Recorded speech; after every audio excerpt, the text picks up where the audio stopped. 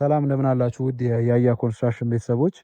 ዛሬ እንግዲህ የምናየው ስለ ስትራፕ ቢም እና የስትራፕ ቢም ጠቀሜታው ምንድነው የሚለውን በዚህ ቪዲዮአችን የምናየው ይሆናል ማለት ነው። ስትራፕ ቢም ምን ላይ ነው የምንጠቀመው? እዚህ ጋር የምታዩት ስትራፕ ቢም ማለት ይሄ ነው። እንግዲህ ምን ቦታ ላይ ነው የምንጠቀመው የሚለውን በዚህ ቪዲዮ ላይ እናያለን ማለት ነው። እንዲሁም ደግሞ ላስት ታይም የፋውንዴሽን አይነቶች አውርተን ነበረ። ምን አይነት የመሰረት አይነቶች አሉ? በተለይ ለሻሎ ፋውንዴሽኖች ወይም ደግሞ ብዙ ጥልቀት የማይገቡ ፋውንዴሽኖች ምን አይነት አሉ የሚለውን በባለፈው ቪዲዮአችን ላይ አይተን ነበረ ማለት ነው። እንግዲህ ዛሬ ከባለፈው ካየነው የፋውንዴሽን ታይፖች አንደኛው አይዞሌትድ ነው። ማት ፋውንዴሽን አለ፣ ስትራፕ ፉቲንግ አለ። እነዚህን ያልናቸው ኮምባይን ፉቲንጎች አሉ። ከነዚህ ማለት እንግዲህ እዚህኛው ሳይት ላይ G+2 ቢልዲንግ ይሄ 250 ካሬ ላይ ያረፈ G+2 ዲዛይን ከምንሰራው ሳይት መሀል አንዱ ነው። እንግዲህ እዚህኛው ሳይት ላይ የስትራፕ ቢም አሰራሮች አሉት። ፕላስ ከእንደገና ደግሞ አይዞሌትድ ፉቲንጎችም አንድ ቦታ አለ። ከዛ ባለፈ ግን ኮሎኖቹ እዚህ ጋር የምታዩቸው አንደኛው ኮለን ይሄ ነው። ሁለተኛው ኮለን ደግሞ ዳርኛው ላይ ያለው ይሄ ነው። ሶ ባውንደሪ ላይ ካለ ኮለን ምንጊዜም ስትራፕ ፉቲንግ ይፈልጋል ማለት ነው። ስትራፕ ፉቲንግ ጠቀሜታው ምንድነው? ኮንሴፕቱ አንደኛውን የፉቲንግ ኮለመን ወይም ደግሞ ፉቲንግ ፓዱን ከአንደኛው ፓድ ጋር የማያያዝ ነው ጠቀሜታው። ያ ጥቅሙ ደግሞ እንዲሆን የተደረገበት ዋናው ሪዝን እንደ ኮንሴፕቱ ምን ብላችሁ አስቡት። አንድ ሰው ቢቆም በቀላሉ ብትገፈትሩት ወይም ደግሞ ቀጥታችሁ መታችሁ በኃይል ብትገፈትሩት ያ ሰውዬ በቀላሉ የመውደቅ ቻንስ አለው እና ያ የሆነበት ሪዝን ምንድነው? እግራችን አቀማመጡ አንድ ሳይድ ላይ አንድ ጠርዝ ላይ ነው የረገጠው እግራችን ማለት ነው። ሶ ጠርዝ ላይ የረገጠ እግር ስላለን ከነገና የቀረው ፓርታችን ደግሞ ወደ ውጭ የወጣ ስለሆነ በቀላሉ ሰው ልጅ ብትገፈትሩት ሊወድቅ ይችላል ማለት ነው። ሶ እነዚህን በምታዩቸው ሰዓት እነዚህ ኮለኖች አሁን ይሄኛው ባውንደሪ ላይ ነው ያለው። ሶ ይሄ ኮለኑ እዚህ ጋር ባውንደሪ ላይ ሆኖ ወደዚህ ጫማው የወጣ ነው። ሜትር ከ50 ጫማው እንደዚህ ይወጣል ማለት ነው። ሶ ይሄንን በቀላሉ ብገፈትሩት የመውደቅ ቻንሱ ከፍተኛ ነው። ግንስ እንደዛ በስትራፕ ቢም እንደዚህ የምትሄድ ቢም አለች። እንደዛ ቢያያዝ ግን ምንድነው የመውደቅ ቻንስ አይኖረውም ማለት ነው። ሶ የስትራፕ ቢም ዋናው ጠቀሜታው ከዚህ ያለውን ሎድ ከላይ የመጣውን ሎድ ቀጥታ ወደ ሌሎቹም ዲስትሪቢዩት የማድረግ አቅም አለው ማለት ነው። ሶ ስትራፕ ቢም ብትጠቀሙ የምትጠቀሙበትን አስገዳጅ የሚሆኑበት ዋናው ሪዝን እንደነዚህ ኤጅ የሆኑ ቦታዎች ላይ ከስማል ወይም ደግሞ ከሚድል ፓርት ላይ እንዲተሳሰር ይደረጋል ማለት ነው። ይሄንን እንግዲህ የምታዩት G+2 ቤት ነው። ትንሽ የስትራፕ አሰራሩ ላይ የዲዛይኑ ላይ የሚስተካከሉ ነገሮች አሉት።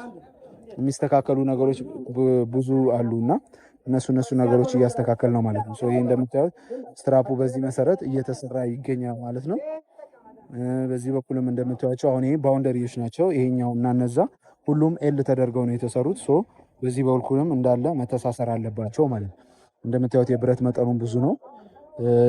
እያንዳንዷ ነገር በጣም ስትሪክት ነው መሆን ያለበት። ሶ ኢቭን የመጣውን ሎድ ከላይ የመጣውን ሎድ ከዛ ጋር የሚመጣው ሎድ ወደዚህኛው ትራንስፈር ይደረጋል፣ ከዚህ የመጣው ወደዛኛው ትራንስፈር ይደረጋል ማለት ነው። እና የስትራፕ ቢም ጠቀሜታው ይሄ ነው። እንግዲህ ኤል ላይ ካለ ምንጊዜም ቼክ ማድረግ አለባችሁ። ቤታችሁ ወይም ኮለናችሁ ኤል ላይ ከተቀመጠ ለምንድነው ይሄ ነገር የሆነው ብላችሁ መጠየቅ ይኖርባቸዋል ማለት ነው። እንግዲህ ከፋውንዴሽን ሜቶዶች መሀል አንዱ እንግዲህ ስትራፕ ቢም ይህንን ይመስላል። ከዛ ባለፈ ያው የፉቲንግ ኮለን አለ። ከዚህ ቀጥሎ እንግዲህ ግሬድ ቢም እያለ የሚቀጥል ይሆናል ማለት ነው። እንግዲህ ሳይታችን ኦልሬዲ በ3 ሳምንት ውስጥ እዚህ ደረጃ ላይ ደርሰናል። መሬቱ በጣም አስቸጋሪ ነበረ። እየወጣ የነበረው እንደነዚህ አይነት ድንጋዮች ነበሩ።